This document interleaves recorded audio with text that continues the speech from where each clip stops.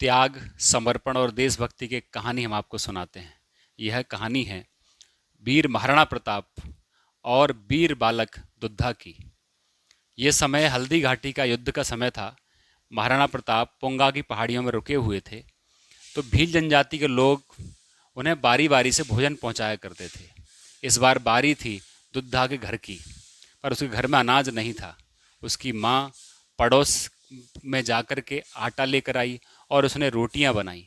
रोटियों को पोटली में रख करके उस पोटली को अपने बालक दुद्धा को दिया और कहा कि इस पोटली को राणा जी को दिया। बेटा दुद्धा बड़ी तेज गति से दौड़ता हुआ, सरपटता हुआ उस पहाड़ी गुफा की तरफ जाने लगा जहां महाराणा प्रताप रुके हुए थे।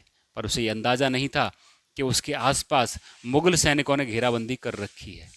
तो उस बच्चे को जैसे ही उस गुफा की तरफ आते हुए देखा, तो मुगल सैनिकों ने उसका पीछा करना शुरू किया, दौड़ना शुरू किया।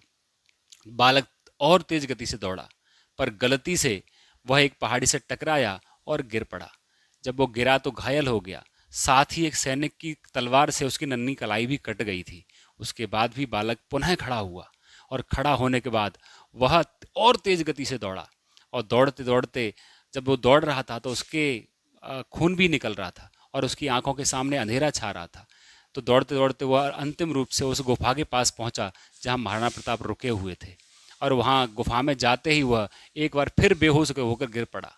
बालक एक बार पुनः अपने आप को संभालता हुआ खड़ा हुआ और उसने कहा कि राणा जी, ये लो, माँ ने आपके लिए रोटियां भेजी हैं। तो बालक की इस बात को सुन करके राणा जी उसके पास आए और उन्होंने कहा, बालक, तूने इतना बड़ा त्याग क्यों किया? तूने ऐसा क्यों किया? तो उसने बालक ने कहा कि माँ कहती है कि अगर आप चाहते तो अकबर के साथ समझौता करके अपने महलों में आराम से रह सकते थे, पर आपने सबसे बड़ा त्याग हमारे इस देश और संस्कृति के लिए किया है। इतना बड़ा त्याग मैंने नहीं किया। यह बात कह करके वह बालक वीर गति को प्राप्त हुआ।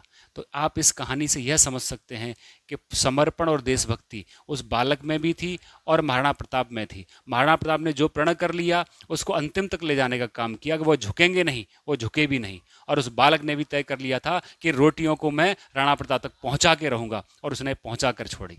तो हमारा भी यही जिम्मेदारी बनती है, हम किसी भी लक्ष्य को, किसी भी कर्म को करें, जब तक करें तब तक उसकी अंतिम स्थिति तक ना पहुंच जाएं। और यह त्याग समर्पण का पूर्णता है, और हमारा भी काम यही है, हमारी जिम्मेदारी यही बनती है, हम भी किसी काम को करें पूर्ण त्याग और समर्पण के साथ करें। धन्यवाद।